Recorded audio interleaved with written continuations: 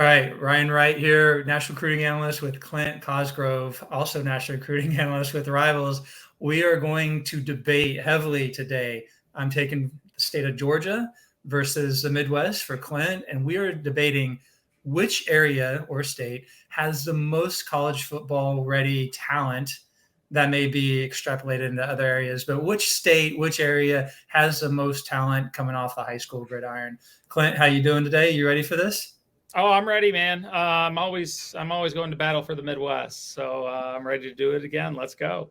All right, straight out of Chicago. All right, give me your one of your reasons. It may not be your top reason, but one of your reasons why the Midwest has the talent that would supplant the state of Georgia. Well, let's start off with it's probably not fair to do a whole region over a state, and I think that really goes to show the type of talent that there is in Georgia and the depth of talent and the elite talent that there is in the state. But as a region, as a whole, I'm just going to go, strictly off if we want to look at, what's going on today, rankings wise. We have, over the span of a number of states, 35 Rivals 250 players right now, and 2 5-star players. And that 35 is not almost double, but it's a lot more than the 19 that the single state of Georgia has. And the 2 5-star players actually, surprisingly enough, with the amount of talent in Georgia, they don't have a 5-star right now. So we boast, we've got Dante Moore up at King in Detroit. We've got Caden Proctor over there in Iowa. Moore's a Oregon commit. Proctor is committed to the home state Hawkeyes. And I would say that's the first reason why the Midwest as a whole is stronger than Georgia right now. All right, counterpoint, my friend. All right, here we go. All right, so going back to the last 5 recruiting classes, coming up to the 2023 class, 15 5-star players, hundreds of 4-star players coming out of the Peach State. And that's going back when we had Justin Fields and Trevor Lawrence. We know what they did in college, and we know now what they're doing in the NFL. So I'm going to take that point, my own personal score against you on that one right there.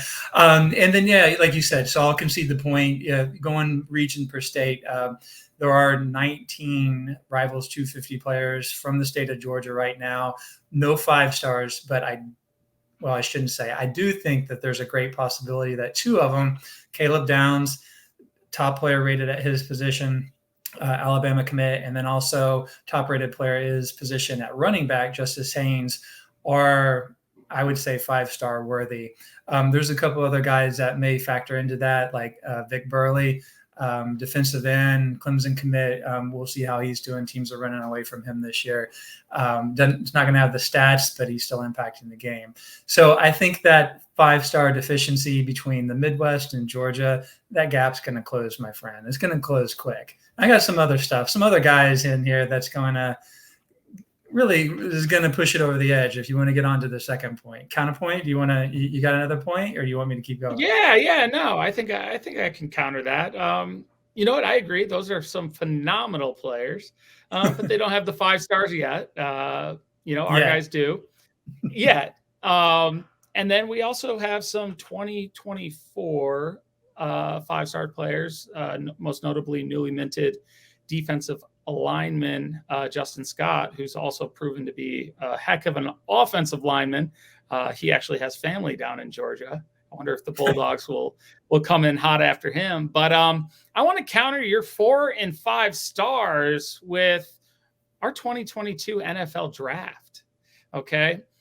The Midwest had 13 players drafted in the first and second round. Okay.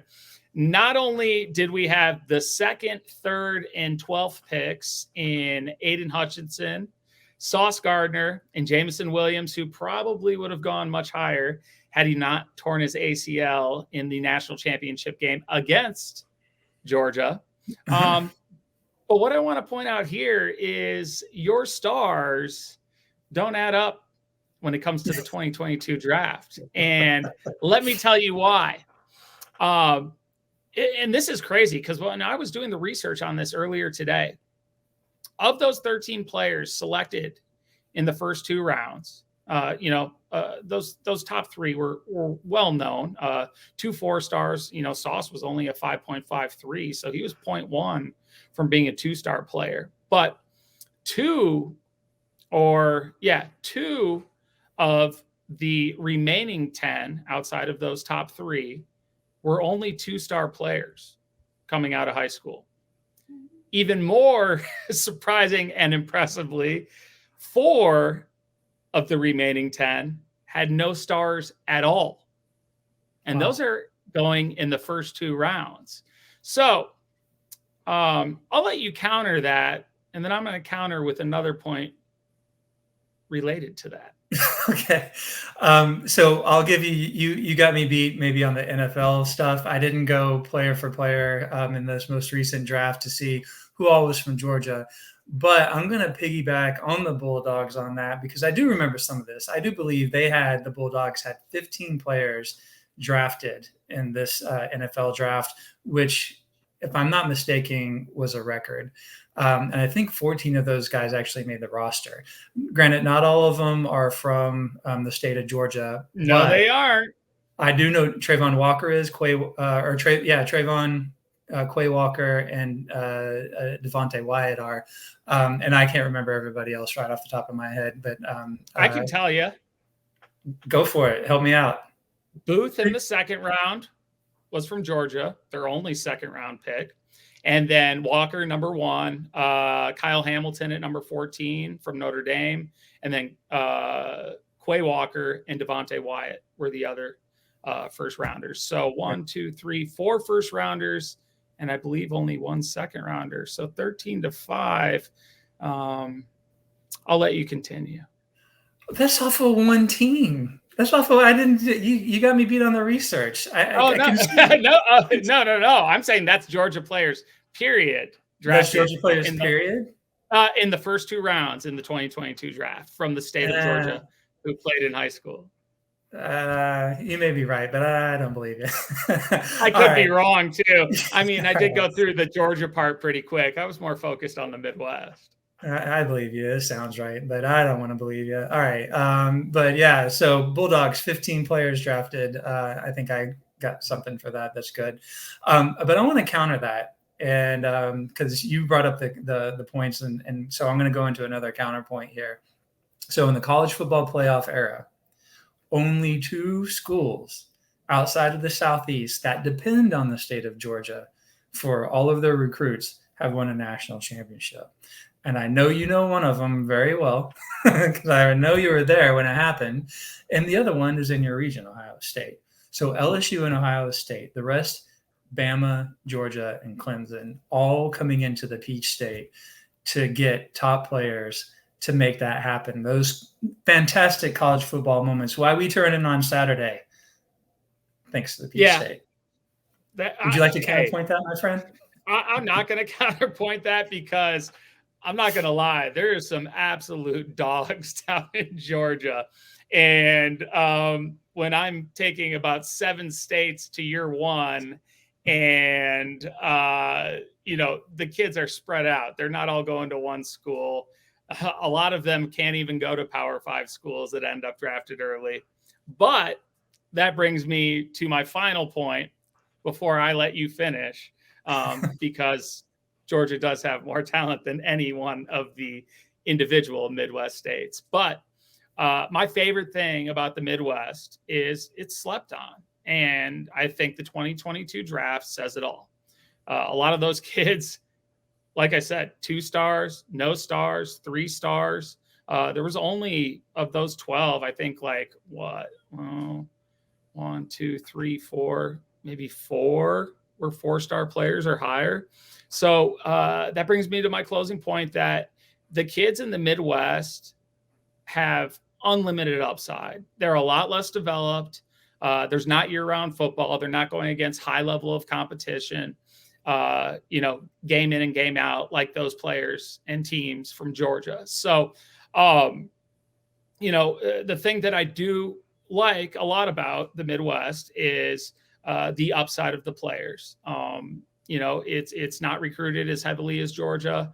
Like I said, they're not as developed. There's not year-round football. There's limited 7-on-7 opportunities. A couple big time teams, obviously, in Midwest Boom and some of the others in the region, but the ceiling of the Midwest players. And I think just because it's so spread out and a lot of the guys are in areas where they don't get that national exposure, they tend to be under recruited and they tend to develop a little later. So whereas the players in Georgia are definitely a little freakier and much are outside of our elite talent. We still have our elite guys, but the players as a whole in Georgia are much more college ready, physically and athletically than the Midwest guys. But over time, they might not play till their junior year, their senior year, but they're developing and the ceiling's there. And the NFL draft is proof that the Midwest is pretty darn good. Yeah, I don't doubt the Midwest is pretty darn good. And basically what you're saying is per capita, all the thousands of players, that there's a greater opportunity that some of those guys are going to go through and develop at the next level. And that means they're getting good coaching, which is great. But I do think that the guys coming out of Georgia are more college ready and able to contribute at a higher level, with a lot of these guys playing in the SEC, and we won't get into conference versus conference, all the talent that the SEC has and stuff like that versus other conferences. I'll just take that win. But yes, this has been fun. I didn't even get to go into all the players from the state of Georgia that are in the top 10 and third position in the 2023 class, because I had all that ready to go. I talked forever. But there's going to be a big closing one, ripping out about 12 guys that are, top 10 of their position in the 2023 class. But anyway, this has been fun. I don't know who won. I'll take the win if you want to take the win. I'll give you the win because the Midwest as a whole it's not a competition.